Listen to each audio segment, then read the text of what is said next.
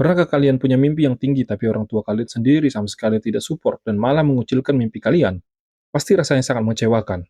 Apalagi yang melakukan itu adalah orang tua kita sendiri. Sama, seperti cerita dalam film ini. Cerita ini adalah kisah nyata dari seorang gamers dengan game balapnya yang bercita-cita menjadi pembalap sungguhan. Namun orang tuanya sangat meragukan akan tercapai cita-citanya itu. Sebab baginya itu adalah hal yang mustahil. Bagaimana mungkin seorang yang menghabiskan waktunya di kamar hanya bermain game bisa menjadi pembalap sungguhan? Apakah perkataan ayahnya menjadi kenyataan, atau malah anaknya benar-benar menggapai cita-citanya itu? Siapkan makanan dan minuman favorit kalian, karena ceritanya akan segera dimulai.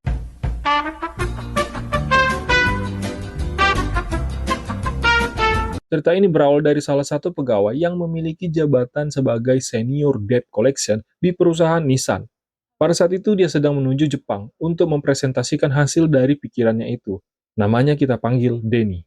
Dia pun berpikir bahwa sebagai perusahaan produsen mobil, kenapa nama Nissan tidak ada di dalam arena balapan? Layaknya tidak berkompeten, padahal Nissan merupakan salah satu produsen terbesar di Asia. Dengan pemikiran itulah, Denny berani mempresentasikan idenya. Dalam presentasinya itu dia memperkenalkan game yang bernama Gran Turismo. Game yang didesain layaknya mobil sungguhan dan berhasil mereplika trek-trek terkenal. Game ini dibuat oleh Yamauchi Kazunori. Dengan game ini akan memudahkan dalam pencarian kandidat. Dan salah satu kandidat yang terpilih itu akan dikontrak menjadi pembalap khusus Nissan. Cara ini cukup ampuh untuk menaikkan harkat Nissan di mata dunia.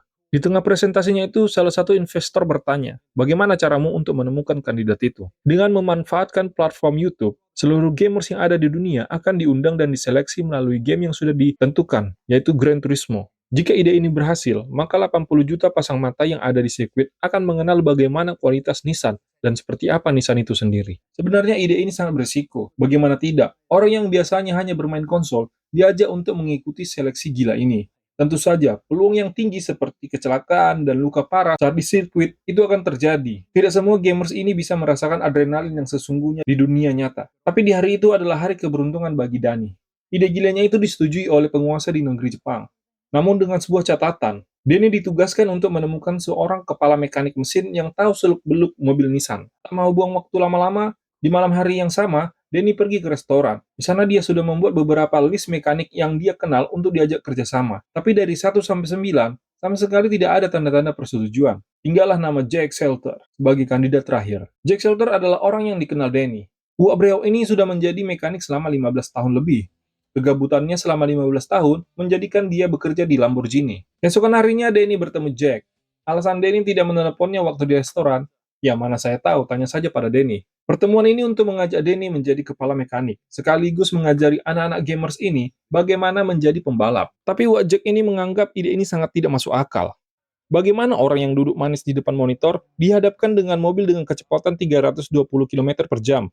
Ingat, di area sirkuit tidak ada istilah respawn ketika menabrak di track. Di malam harinya, Jack dan seluruh mekanik diajak meeting di restoran. Di sana ada bosnya dan mitra pembalap yang wajahnya ngeselin banget, kayak ibu-ibu gagal dapat sembako gratis. Di saat pria yang tidak mau disebutkan namanya itu meminta pendapat Jack, Jack Shelter bilang kalau kecepatannya kurang saat dibelokkan.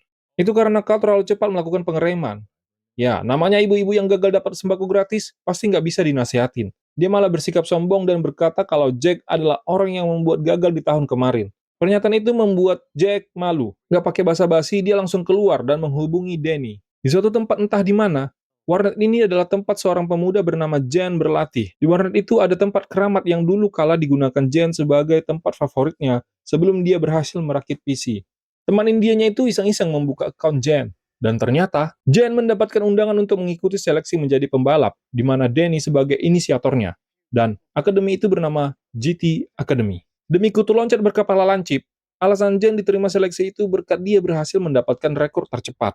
Hari penantian Jen pun dimulai. Seluruh peserta hanya boleh menggunakan Nissan GT-R, tanpa adanya modifikasi sama sekali. Jen harus bisa mendapatkan minimal ranking 3 untuk bisa lulus dan menjadi peserta GT Academy. Kegemarannya terhadap game yang dimulai dari kecil itu membuahkan hasil. Bukan menjadi ranking ketiga, malah berhasil menjadi juara wahid. 10 peserta terbaik dari 8 negara dipersatukan di GT Academy. Masing-masing peserta diberi satu mobil Nissan GT-R, yang nantinya mobil ini akan menemani saat mereka berlatih dan seleksi. Selama di Academy, Jen adalah peserta yang kaku dan payah. Bagikan seekor bangau yang masih sedang belajar terbang, dia terus jatuh dan jadi bahan tawaan rekannya. Bahkan Danny pun heran kenapa dia bisa masuk dalam akademi. Di dalam akademi ini ada beberapa penilaian, seperti nilai kebugaran. Nilai ini bertujuan agar peserta selalu prima, dan ini dijadikan patokan agar di lapangan selalu siap tempur. Berikutnya nilai dalam bermain game. Meskipun mereka sudah sepenuhnya menggunakan mobil sungguhan, tetapi penilaian ini sangat penting. Ini semua agar mereka tetap bisa fokus dan mencoba hal-hal yang tidak bisa dicoba di sirkuit.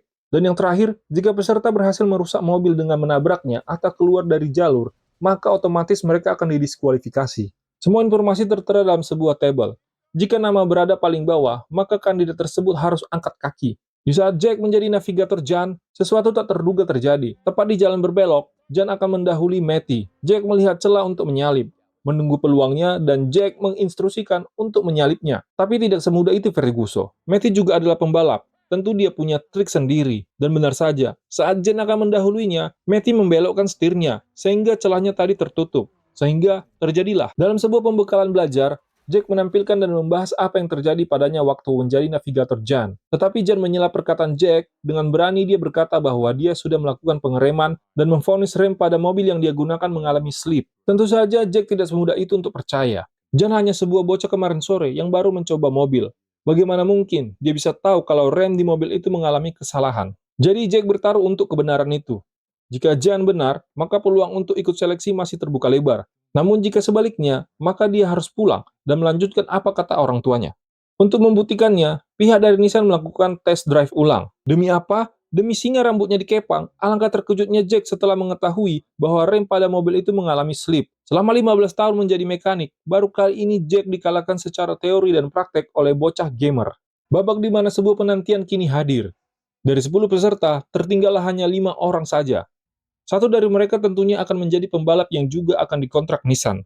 Di awal balap, Jan berada di posisi kelima. Perlahan tapi pasti, lap demi lap, dia dahului rivalnya hingga mendapat peringkat ketiga di lap ketiga. Posisi pertama ditempati oleh Matty, dan kedua ada Antonio. Total lap yang harus dilalui adalah 10. Pada lap ketujuh, pertarungan sengit mulai terasa. Ada Antonio di sana, tentu dia tidak mau didahului. Dengan menggeol-geolkan setirnya, dia mengira bahwa itu akan membuat Jan kesulitan. Malah sebaliknya, dengan mudah, dia terlewatkan. Hingga akhirnya sampailah di final lap. Pertarungan mendapatkan juara wahid begitu memanas. Tikungan demi tikungan sudah dilalui, dan akhirnya mereka berdua secara bersamaan menginjak garis finish di waktu yang sama. Semua orang tidak mengetahui siapa yang menjadi pemenangnya. Saat Jack melihat tayangan ulang, secara teliti dia melihat dengan jelas bahwa Jan adalah pemenangnya.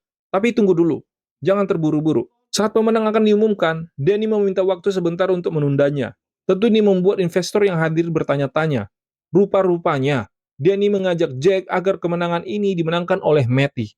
Sebab alasannya, Matty lebih matang jika dihadapkan kamera, dan dia punya nilai jual yang tinggi. Bagi Jack, kemenangan adalah kemenangan. Dan mengenai soal itu, Jack tidak bisa diajak kompromi. Kejujuran adalah mata uang yang mahal baginya. Terlebih, Jack sudah paham kemampuan Jan. Di awal mula laga pertandingan, gamers ini terlihat sangat gugup. Untuk pertama kalinya, dia merasakan balap yang sesungguhnya. Melihat dari cara Jan bisa menjadi pemenang di GT Academy, membuat pihak Nissan bersedia mendanai mereka. Namun dengan syarat Jan harus bisa mendapatkan via lisensi. Untuk mendapatkan lisensi itu, Jan minimal bisa mendapatkan peringkat 4 dalam satu lomba. Lomba pun dimulai di Austria. Terlihat jelas Jan sangat gugup. Setiap lomba diisi 30 peserta. Untuk menyelesaikan satu lomba, ada 32 lap yang harus dilalui. Di awal pertandingan saat tim Nissan akan mengalahkan Kappa, tentu saja mereka tidak terima. Di trek yang lurus, Kappa bermain curang, mengejar Jan dan mendorong bumper belakangnya dengan keras. Alhasil Jan harus tergelincir dan finish di urutan 27. Selama 6 kali pertandingan, tim Kappa selalu saja berusaha untuk menjatuhkan Jan, tapi tidak dengan secara sportif. Bagi Kappa, player simulator adalah ancaman untuk atlet profesional. Akibat kejahilan kecilnya itu, spion Jan harus rusak. Tapi bukan Jan namanya kalau tidak mengejar ketinggalan. Berbekal dari pengetahuannya, bukan hanya satu, tapi dua rivalnya langsung terdahului. Tidak terima dikalahkan, Kappa tancap gas, dan terjadilah. Perjuangan belum selesai sampai di situ. Ada Mamang Sulin yang harus dikalahkan Jan. Posisi mereka kini berdempetan ketika menuju garis finish. Setelah berhasil mendapatkan lisensi VIA dan dikontrak Nissan, pertarungan selanjutnya diadakan di Jerman. Trek ini dikenal paling mematikan di dunia. Untuk mereka-mereka yang kurang paham dengan trek ini, sebaiknya berhati-hati. Baru juga dibilang, Jan mengalami kecelakaan tunggal di saat merebut posisi pertama. Orang tuanya yang menyaksikan anaknya mengalami musibah tidak berhenti menangis. Di dalam kecelakaan itu tidak ada korban luka, tetapi satu orang korban jiwa meninggal dunia. Keadaan Jan saat ini mengalami trauma berat, hingga dia harus rehat sementara. Di sore hari yang indah, Jack si kepala mekanik mengajak Jan mengunjungi tempat dia terkena musibah. Di tempat itu dia bercerita bahwa dahulu, semasa remajanya, dia adalah pembalap. Tapi semua itu terhenti, sebab Jack mengalami kecelakaan, dan mulai dari sana, beliau tidak punya keberanian lagi untuk ikut balap. Kini hal yang serupa terjadi pada Jan. Tidak ingin terulang lagi, Jack paham betul bagaimana rasanya dan apa yang harus dilakukan. Untuk itu, Jan harus menyelesaikan lapnya yang terakhir di sore itu. Sebuah kabar baik dan buruk disampaikan Danny. Kabar baiknya, kecelakaan itu bukanlah salah Jan. Kabar buruknya, melalui Twitter, tim Kappa membuat kampanye yang berisikan agar lisensi Jan dicabut dan mereka menentang pembalap simulator. Akibat dari kampanye itu, tim lain ikut-ikutan untuk menyebarkan kampanye tersebut. Imbasnya pada Jan dan timnya, mereka akan kesulitan mencari sponsor dan kabarnya, Nissan akan mencabut program mereka. Tak ada cara lain. Selagi Nissan membiayai mereka, Danny, Jack, dan Jan harus membuktikan pada dunia bahwa pembalap simulator juga berhak ada di sirkuit dan tidak boleh dipandang sebelah mata. Target mereka adalah mendapatkan podium juara di balap selanjutnya. Dengan begitu, mereka akan mendapatkan kepercayaan kembali dari sponsor dan Nissan. Sayangnya pertandingan ini cukup gila. Pembalap akan diadu dengan pertandingan selama 24 jam. Selama itu, mereka harus berjalan tanpa henti. Sekitar ada 160 lap yang harus ditempuh. Mobil yang digunakan pun adalah supercar, tanpa suara, sangat fleksibel, dan bisa menempuh 500 km per jam. Le Mans di Paris adalah kesempatan terakhir untuk pembalap simulator ini, dan pertandingan pun dimulai. Roda belum panas, bensin belum habis, sulin rival abadi Jan harus menyudahi balap ini, karena ada mobil di depannya melambat dan belok tiba-tiba. Ini mirip perilaku ibu-ibu. Melihat kejadian itu, Jan sepertinya merasakan traumanya kembali. Ketika mobil pemandu keluar, Jan malah melambat dan berada di posisi terakhir. Keadaan ini tidak boleh begini terus. Secara psikologi, dalam keadaan seperti ini, penderita trauma tidak boleh didiamkan. Cara terbaik untuk menyadarkannya adalah dengan membuatnya emosi dan melimpahkan emosinya ke wadah yang tepat. Itulah yang sedang dilakukan oleh Jack. 16 jam sudah berlalu, posisi saat ini berada di peringkat keempat. Di pagi hari yang indah, saat giliran Matty sedang berlangsung, dia mengalami kram pada kaki dan wajib menepi dan berganti permain. Kesempatan ini tidak boleh disia-siakan oleh Jan, dan dia akan menggantikannya sampai jam 3 sore nanti. Saat sedang berada di pit stop, ada beberapa masalah, dan masalah itu mengakibatkan posisi mereka sekarang berada di peringkat 9. Tak banyak waktu lagi, kini sudah memasuki lap terakhir. Jan berkata bahwa dia punya trik saat bermain game ini. Kunci dari permainan ini adalah mengikuti garis yang sudah disediakan. Dengan begitu, semua player akan mengikutinya. Garis itu adalah garis ternyaman dan garis teraman. Tapi Jan lebih memilih untuk tidak mengikuti garis itu. Dia malah punya cara sendiri. Dan benar saja, tikungan per tikungan, 4 mobil terdahului, dan posisi keempat pun tercapai. Di posisi ketiga, ada Capa yang menunggu. Ini adalah waktu yang tepat untuk berbalas dendam.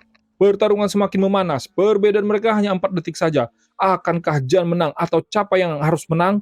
Saling gocek-menggocek pun berlangsung. Sepertinya Capa ketakutan dan akan kalah sehingga dia terus menutup celahnya. Tapi di belokan terakhir, Jan berhasil menyamakan ratakan posisi mereka. Di jalur lurus inilah sebuah penentuan akan berakhir. Dan pemenangnya adalah Jan Motorboat, keluar sebagai pemenang. Semua kru, tim, dan rekan-rekannya menyambutnya. Sorak-sorai penonton begitu ramai di Le Mans. Kini Jan bukanlah pembalap simulator, tapi secara resmi dia menjadi pembalap profesional. Dari film ini kita bisa mengambil pelajaran bahwa tetaplah berada di mimpimu, teruslah berlatih, dan berlatihlah. Dan buktikan pada dunia bahwa mimpimu bukanlah hal yang mustahil.